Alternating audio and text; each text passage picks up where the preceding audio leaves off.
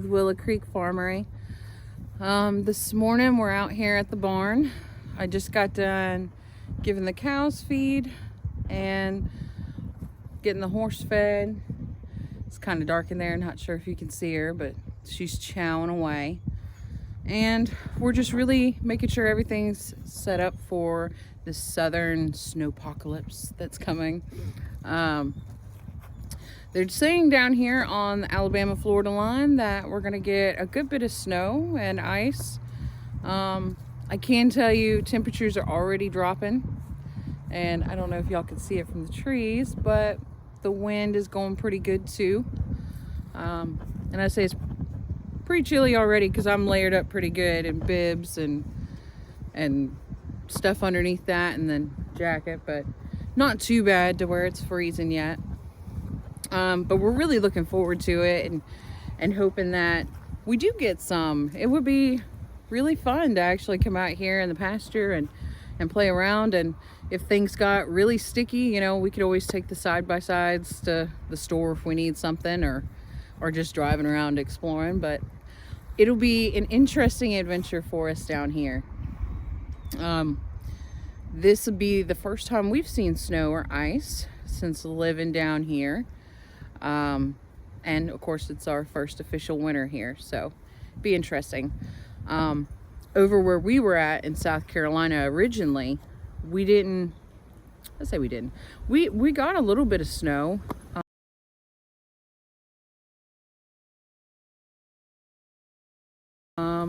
Like once, maybe twice, we got like 1 to 2 inches. And it was quite fun for the kids to play in and everything. They loved it. But it wasn't anything that stuck very long. You know, as soon as the sun came out, it was gone. But, you know, some of our neighbors just a little more north of us, they would get a bunch, and sometimes we'd just drive around to go find snow. Because it's just that time of the year where you just kind of want to see it, but maybe not necessarily live in it. So we'd take the kids out and go searching for it, but it'll be interesting to see if we actually get it here this year. And it'll also be interesting to see if the pond back here gets any ice around it, because we had actually ice around just on the corners or edges of the pond a couple days ago. So I'm interested to see if we go any further out. It is pretty deep, so I doubt it'll, you know, I highly doubt it will freeze where you could do anything significant with it, but it'd be interesting to see. And with that said, I don't know if y'all can see little Burger over here. Oop, right there. He's just enjoying himself, laying in the hay while Mama and Papa are eating. And the doggos, we went over yesterday and actually stuffed everybody's boxes with hay and straw. Bella is still in her kennel over there, and she is got plenty of hay in her kennel as well. Horses and cows, they have plenty in there, but most of the time when it's nasty out, surprisingly enough, they're still outside in it, even though they can go right into their stall. So I don't know. I think they enjoy it. But with that said, y'all, here after the animals get done eating, I'm going to take y'all over to the garden because I actually have a really big surprise for y'all. It was a big surprise for myself as well, because we mentioned that we just did an experimental fall garden, right? Like, we didn't expect anything to happen with that garden because we just didn't know what the weather's going to be like or anything. And we've been told by a lot of folks that nothing was really going to happen this year, especially with it being like drought-like conditions, super dry, and then it just started changing to colder weather. So, but y'all saw on our previous videos that we got pickles in we got pickling cucumbers in November. So you can only imagine what I got to show you over there. Want to say hi, pretty girl, before we head to the garden? Yeah. Is it good morning? Is it good morning? What do you think of the weather coming, huh? You think we're gonna get any snow or ice? Yeah, I don't know about that. Hi y'all, we are back at the garden. So our big surprise is that our experimental garden, at least cabbage wise, has done amazing. Last night I pulled a giant head off of one of our cabbages, our cabbage plants, and cooked it up for everyone for dinner. Threw a little bit of bacon in there. Oh, it was delish. Family loved it. So I'm gonna turn you all around and show you exactly what we got out of this year's cabbage harvest. All right, y'all, this is it. Now, given these are some smaller ones, okay, and that one doesn't even really look like the head's forming on it, but we have got some thick cabbage heads out here. And I'm gonna tell you, the one I took off last night was probably twice the size that I have been getting at the grocery store lately. I mean, and it's solid. Like, that is a nice head of cabbage. We have got quite a few of them.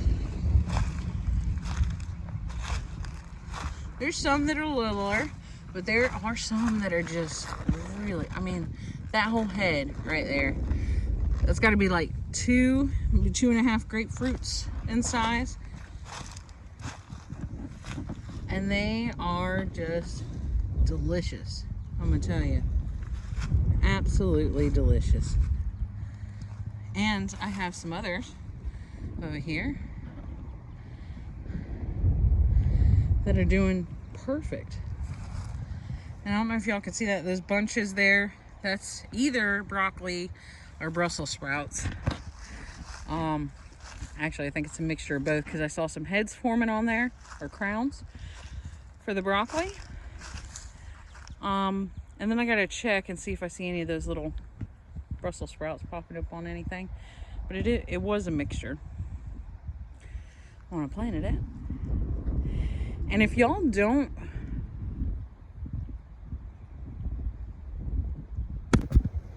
all right, y'all, and if you don't remember what we did out here this fall, it was completely experimental garden. You know, this is our first year on the Alabama-Florida line. It's our first time growing in this soil. A lot of firsts this year, but we had a lot of like heavy drought conditions. The ground was dry as can be. I had already finished harvesting like what we got out for the summer, and I just wanted to try and see if I could get some plants in. Now, a lot of folks told me that I wasn't going to have enough grow time. They also said that it was going to be too dry and stuff was just going to die up, or we'd have like a real bad cold snap and everything would just die off. I took my chances. I waited for the second hurricane warning, like right before the rain and the storm was supposed to hit us.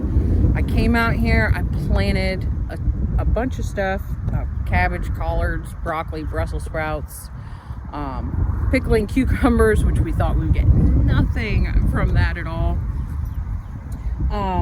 And came out, I watered them then, okay? And then I came out probably about, I'd say about a month into growing, and I went around all the plants with a grass and hay mixture, like grass clippings and hay mixture that we had left over from just pulling out of animal stalls and then cutting the grass. And I went around and I actually, I don't know if I'm gonna back up just a little bit so you can see it, but I actually went around each of the plants and boosted them up, covered them with that, and watered them again just to give them a head start. And then I did no further watering whatsoever. And prior to any of this, the only thing we did is we took our cow and horse manure, mixed in with some of the hay bedding or straw bedding that we had, and tilled it up into the garden. So that way it would have like that biomaterial to break down. But otherwise we really left it alone, and it did exceptional as far as the little bit that we came out and planted. I will say next time I would love to come out and water more. I think it would have done even better. And I should definitely use stakes with some kind of naming convention on it, because as y'all had seen in the previous videos, cabbage and collards, when they're really little, like shoots, they look very similar with their leaves. And so I definitely got duped thinking I bought collards, ended up with cabbage. But I'm actually really happy it turned out that way, because we have a ton of canned collards in the cabinet, but we don't have any fresh cabbage until now. So it was kind of nice that it actually turned out to be that way. But yeah, we will definitely be planting a fall and summer garden. I'm sorry, spring, summer, and fall gardens, and just repeating the same thing that we did this year, except for maybe the fertilizer with the corn. We'll probably hold off until corn's like at least knee high before we add any kind of fertilizer to it. But I think it's done really well. And I'm gonna tell you, everybody loved that cabbage last night. They're ready for me to collect some more. So I'm actually gonna put y'all down on the fence so you can see me collecting these up, and I'll show you the ones that I do prune back. I think I'm only gonna pull like 2 or 3.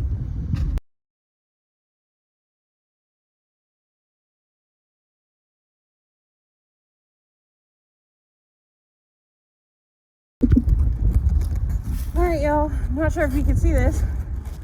Oh, my hands are full. These are the cabbage heads. And I got 5 right now. I'm sorry, I'm having to bend down for the camera. I got 5 right now. And I think I have like maybe 3 more I can pull right now. The rest I want to try and see if they'll make it through that snow cold snap that we're gonna have, just to see if I can get a little more growing out of them. That might be a little greedy though, I don't know. They might make it, they might not, but this gives me a little bit of cabbage to store away. Probably make some sauerkraut, like some pickled sauerkraut, maybe some cowboy candy, man, it's on the tip of my tongue, I can't think of it right now. But there's this other one we make that's more of like a pickled treat too. We do it a lot in South Carolina, and now I can't think of it when I'm trying to make the video, but we'll definitely make some more of this to actually put up away, and we'll just see how it goes. But we're definitely going to plant some more this spring, and we're definitely going to try another fall garden. We'll see what happens. With that said, y'all, I am going to call this video for today. We have a lot more chores to get to be ready for these cold temps and things coming in, but I just want to say thank y'all so much for, watching our channel, sharing it with your friends, and just being patient with us as we grow as a channel and as our content gets better, hopefully, or just grows.